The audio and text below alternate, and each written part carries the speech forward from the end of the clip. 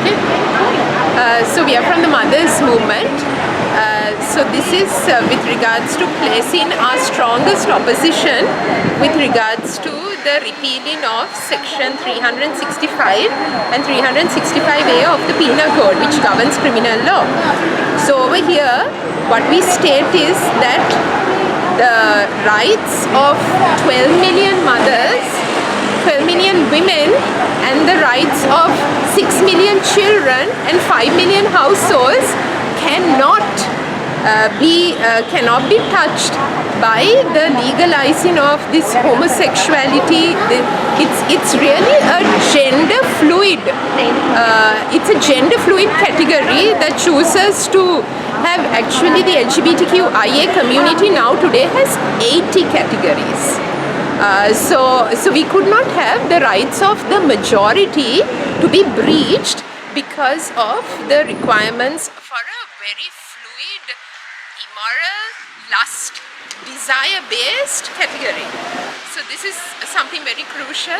Then with regards to the stand as a nation, we cannot have any foreign fora or international organization, whether it be the UN or the UNHCR or even HCR, we could not have them force on us a practice that completely is against our constitution. It violates our constitution. Constitution 9, article number 9 clearly states that Buddhism has to be given foremost place. All religions have to be respected and upheld by the state. We have entrenched clauses in our constitution.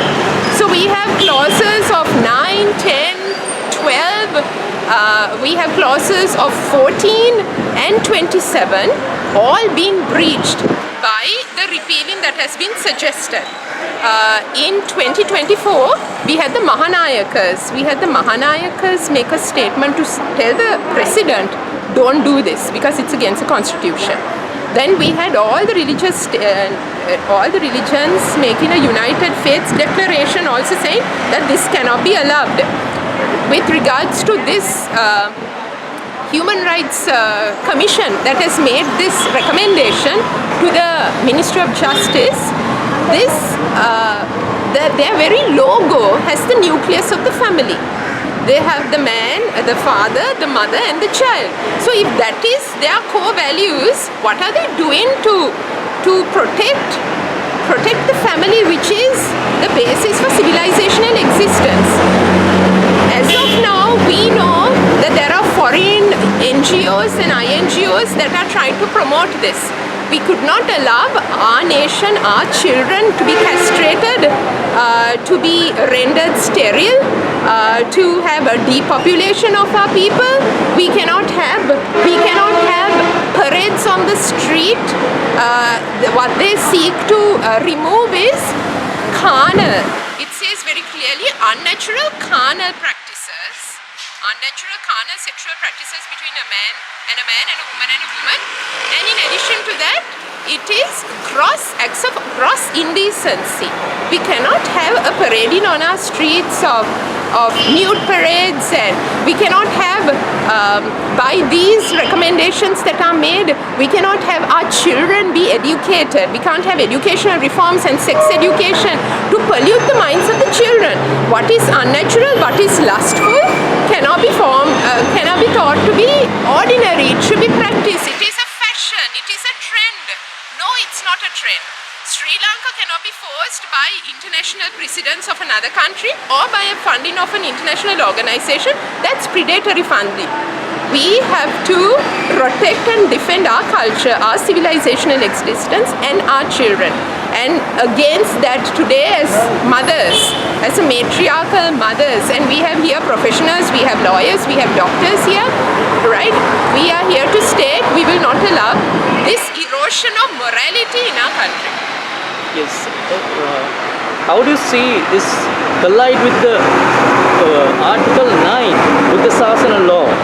And how do you see, ma'am, this collide with domestic law and customary law and this imposition of international law, which they describe which you have described very excellently.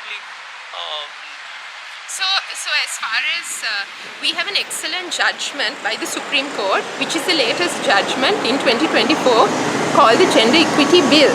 So under that, they said you can't remove 365 and 365A even by, you can't have this gender equity to override the Article 9, which is Buddhism and Buddha Sasana, which, you know, I mean, the religions of Sri Lanka are the bedrock of our nation. Our culture is based on that, right? So you cannot by any means ever allow it. And if the Mahanayakas say it is not allowed, it is not possible, they have to uphold it.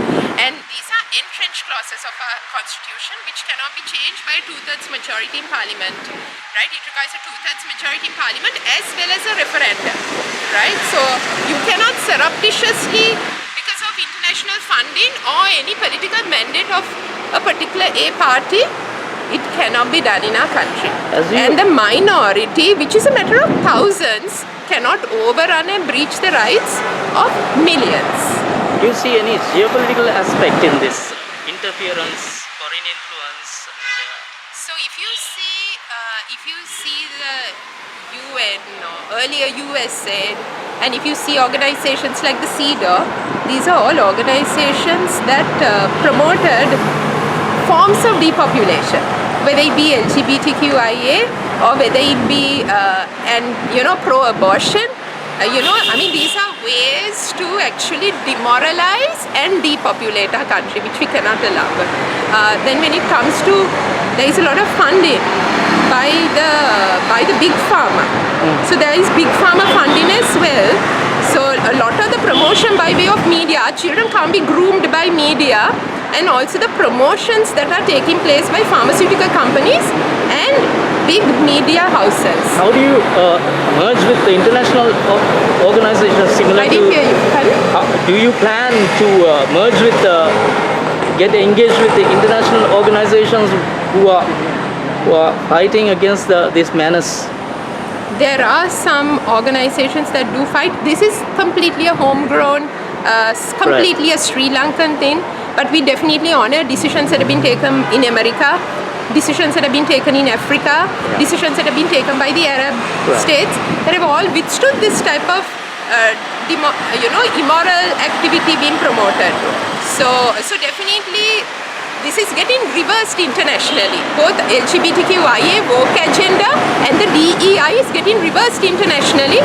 We don't need to enforce what is being proved to be wrong in other countries. Thank you so much. What is your name, ma'am? I am Shanuka Ilangasekar and I'm the chairperson of the Mothers Movement. Thank you so much. Thank you.